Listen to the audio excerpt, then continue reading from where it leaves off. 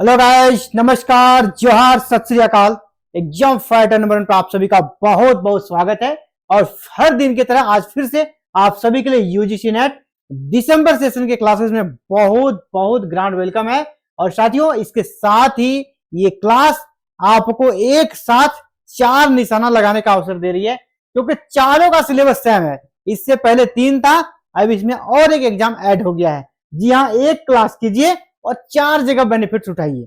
UGC net दिसंबर session के लिए important तो है ही क्लास, उसको टारगेट बनाकर ये क्लासेस है, नेट में इंपॉर्टेंट है। बिहार का बैट और झारखंड का जेट जो कि अपकमिंग है। अगर आप झारखंड में असिस्टेंट प्रोफेसर बनना चाहते हैं या बिहार में बनना चाहते हैं तो दोनों के लिए वो इंपॉर्टेंट है। और आपको यह भी पता होगा, यूपी में 2022 में एक वैकेंसी निकली थी जिसका एग्जाम डेट अनाउंस कर दिया गया ऑफिशियली। तो वहां पर भी यानी यूपीएचएससी असिस्टेंट प्रोफेसर एग्जाम्स के लिए भी आप अगर तैयारी करना चाहते हैं पेपर 1 की, तो उसके लिए भी आपको यहां से बेनिफिट्स मिलेगा। क्योंकि पेपर 1 का जो सिलेबस है ना, उसमें 3 सेक्शन 3 यूनिट ऐसे हैं यूपीएचएससी असिस्टेंट प्रोफेसर का जो same to same UGC NET के सिलेबस का है। यानी 3 यूनिट की तैयारी आप हमारे साथ जुड़कर कर सकते हैं। इसी के साथ आपका चारों का तैयारी हो जाएगा। पहला यूजीसी नेट जेआरएफ का, दूसरा जेट का, तीसरा बैट का और चौथा यूपीएचएससी असिस्टेंट प्रोफेसर का। तो हम लोग अभी कहां पर है? यूनिट 9, पेपर 1 का यूनिट 9, जहां पे people in development and environment section को देख रहे हैं। तो आज हमारा समय आ गया टेस्ट लेने का, क्योंकि हमने 4 से 5 क्लास आप सभी के लिए कर दिया है। और मैंने आपको पहले भी कहा था, कोई भी यूनिट को जब खत्म करेंगे इसके बीच में हम लोग 2 से 3 प्रैक्टिस सेट बनाएंगे। तो आज फिर से एक प्रैक्टिस सेट आप सभी के लिए है, और वही प्रैक्टिस सेट है जो मैंने ऑलरेडी पढ़ाया है। यानी आपसे हम उम्मीद करेंगे एक भी गलती नहीं होना चाहिए। आपको नोट्स भी दिया गया है, पीडीएफ नोट्स ग्रुप में, टेलीग्राम पे, व्हाट्सएप पे। आप उस नोट्स को एक बार देख लीजिए, तब बनाने बैठिएगा। लेकिन गलती नहीं होना चाहिए मेरे भाई मेरे बहन, गलती नहीं करना आपको। 100% से होना चाहिए, क्योंकि पढ़ा हुआ से ही मैं सवाल दे रहा हूं। और इसके बाद जब पूरा चैप्टर खत्म हो जाएगा तो हम लोग यूजीसी नेट या जो भी स्टेट के सेट है वहां पर आए हुए प्रीवियस ईयर क्वेश्चंस को भी बनाएंगे जब पूरा चैप्टर हमारा ये यूनिट खत्म हो जाएगा। पीपल डेवलपमेंट एंड एनवायरमेंट, यानी लोग विकास और पर्यावरण का जब हमारा यूनिट खत्म हो जाएगा, एक बार लोग फाइनल एग्जाम लेंगे। ठीक है, फाइनल प्रैक्टिस सेट बनाएंगे जहां पे प्रीवियस ईयर क्वेश्चन आप सभी के लिए रहने वाला है। तो चलिए क्लासेस में एंट्री मारते हैं हम लोग। और पहला प्रश्न आप सभी के लिए, रेडी है आप सभी? चलिए ठीक है, मेरे आंसर बताने से पहले प्रयास रहे कि आप आंसर कर लें। ठीक है, चलिए मैं आपको समय जरूर देता हूं। पढ़ लिए। प्रथम बार किस वर्ष संयुक्त राष्ट्र विकास कार्यक्रम का मानव विकास सूचकांक जारी किया गया? यानी यूएनडीपी के बारे में बात करें, सबसे पहली बार यूएनडीपी ने मानव विकास सूचकांक यानी एचडीआई सबसे पहली बार कब जारी किया, ये आपसे पूछा जा रहा है। सबसे पहली बार एचडीआई कब जारी हुआ? 1988, 90, 92 या 94? तो सबसे पहले 1990 में। और आपसे सवाल है कि 1990 में जो एचडीआई जारी किया गया मानव विकास सूचकांक, तो इसके संस्थापक किसे माना जाता है? यानी ये आपका सूचकांक जारी करने का प्रचलन किस अर्थशास्त्री ने किया था? किस अर्थशास्त्री ने किया? इसमें भारत का भी एक था। तो दोनों का नाम आपको बताना है, 2 लोगों ने मिलकर इसे बनाया था। चलिए आगे बढ़ते हैं। दूसरा, वर्ष 2024 में जारी मानव विकास सूचकांक में भारत का स्थान। यहां गलती से टाइप हुआ है 2019, मैंने पहले ही देख लिया था, लेकिन सोचा कि मैं अब करेक्शन क्या करूं, क्लास का टाइम हो रहा है तो इसको मैं आपको बता दूं। यहां पर आपको क्या सोचना है, 2024 है, ये 2024 के बारे में है ना, करंट है। वर्ष 2024 में जारी मानव विकास सूचकांक में भारत का स्थान क्या है? यानी रैंकिंग भारत का क्या, 129, 130, 131 या 134, 129, 130, 131 या 134? तो मानव विकास सूचकांक में भारत का रैंकिंग है अभी प्रेजेंट में 134। ये प्रेजेंट डाटा है 134। नेक्स्ट, सहस्त्राब्दी विकास लक्ष्य यानी एमडीजी, सहस्त्राब्दी विकास लक्ष्य यानी एमडीजी एमडीजी के अंतर्गत निम्न में से किसको शामिल किया गया है? एमडीजी में कितने लक्ष्य को शामिल किया गया, कितने गोल्स को? 8। कितने को शामिल किया गया है? 8। तो यहां पर 8 में से कौन कौन सा है और कौन नहीं है वो आपको टिक आउट करना है। प्रश्न है किसको शामिल किया गया है, यानी जिसे शामिल किया गया उसे आपको चूज कर लेना है। गरीबी तथा भुखमरी का उन्मूलन, ये था ना 8, जब हम लोग एमडीजी के गोल को देख रहे थे 8 में हमारा ये था गरीबी और भुखमरी का उन्मूलन, है ना, पॉवर्टी एंड हंगरी को खत्म मिटाना है। लिंग समानता तथा महिला सशक्तिकरण, ये भी था। मातृत्व स्वास्थ्य को बढ़ावा देना, ये भी था, यानी उपरोक्त सभी। ऑप्शन क्या होगा? उपरोक्त सभी। तो डी नंबर आपका राइट आंसर होगा।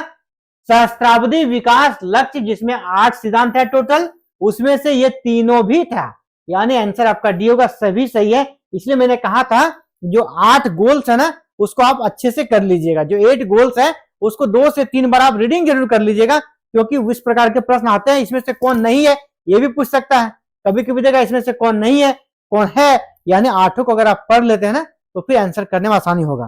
चलिए अगला प्रश्न, फिर ये सब पढ़ाए हुए है ना, एक भी बाहर का मैंने नहीं डाला है, एक भी आप सभी का ऐसा प्रश्न एक भी नहीं मिलेगा जो मैंने नहीं पढ़ाया है। अगला, किस वर्ष संयुक्त राष्ट्र संघ यानी यूएनओ की महासभा द्वारा सहस्त्राब्दी विकास लक्ष्य का प्रस्ताव पारित किया गया? सहस्त्राब्दी विकास लक्ष्य यानी एमडीजी के बारे में बात करें, एमडीजी का लक्ष्य जो है बनाया गया तो वह किस वर्ष पारित किया गया? 1992, 96, 2000 या 2002? तो जी हाँ, ये आपका 2000 ईस्वी में पारित किया गया था। एमडीजी कब था? 2000 ईस्वी में। किस वर्ष संयुक्त राष्ट्र की महासभा द्वारा सहस्त्राब्दी विकास लक्ष्य यानी एमडीजी का प्रस्ताव पारित किया गया? ये आपका सन 2000 ईस्वी में था। चलिए आगे बढ़ते हैं। क्वेश्चन नंबर 5, संयुक्त राष्ट्र संघ की महासभा द्वारा पारित सहस्त्राब्दी विकास लक्ष्य को किस वर्ष तक प्राप्त करने का संकल्प लिया गया? ये जब पारित हुआ कब? पारित हुआ कब? सन 2000 ईस्वी में। एमडीजी यानी सहस्त्राब्दी विकास लक्ष्य पारित हुआ 2000 ईस्वी में। तो जो लक्ष्य बनाए गए थे, 8 लक्ष्य जो टारगेट बनाया गया था कि हमको ये 8 लक्ष्यों को प्राप्त करना है, तो कब तक इसे पारित कर दे, कब तक इसे प्राप्त करने का संकल्प लिया गया था कि मतलब साल तक, इस साल तक हम लोग इस लक्ष्य को प्राप्त कर लेंगे। 2012, 2015, 2025 या 2030? वो था हमारा 2015। 15 सालों के लिए लक्ष्य तय किया गया था। 2000 में इसका प्रस्ताव पारित हुआ और टारगेट बनाया गया कि हम लोग 2015 तक इन सभी 8 गोल्स को अचीव कर लेंगे। आगे बढ़ते हैं। क्वेश्चन नंबर 6, सतत एवं अस्थायी विकास किस प्रकार की अवधारणा से संबंध रखता है? आपको पता है कि सहस्त्राब्दी विकास लक्ष्य के बाद जो अगला लक्ष्य तय किया गया उसका नाम क्या है? सतत, है ना, और अस्थायी विकास, सस्टेनेबल डेवलपमेंट। तो सस्टेनेबल डेवलपमेंट जो है वो उसी बारे में पूछा जा रहा है। सतत एवं अस्थायी विकास किस प्रकार की अवधारणा से संबंधित है? ये देखिए, इसका कॉन्सेप्ट क्या था, मैंने बताया था सतत और अस्थायी विकास से तात्पर्य है, यानी सस्टेनेबल डेवलपमेंट से हमारा तात्पर्य है इस प्रकार हम लोग डेवलपमेंट करें कि आने वाली जो पीढ़ी है ना उनकी आवश्यकताओं को भी ध्यान रखते हुए वर्तमान पीढ़ी की आवश्यकताओं की पूर्ति करें। तो ये किस प्रकार से संबंध रखता है? नीतिवादी अवधारणा या नवनीतिवादी अवधारणा, संभववादी अवधारणा या उपरोक्त में से कोई नहीं? ये आपका नवनीतिवादी अवधारणा के अंतर्गत आ जाएगा। ये नवनीतिवादी अवधारणा, बी नंबर आपका आंसर होगा। क्वेश्चन नंबर 7 पे चलते हैं। क्वेश्चन नंबर 7 आपके सामने है। भारत सरकार संयुक्त राष्ट्र सतत विकास फ्रेमवर्क 2018-22 यानी यूएनएसडीएफ के अंतर्गत शामिल है।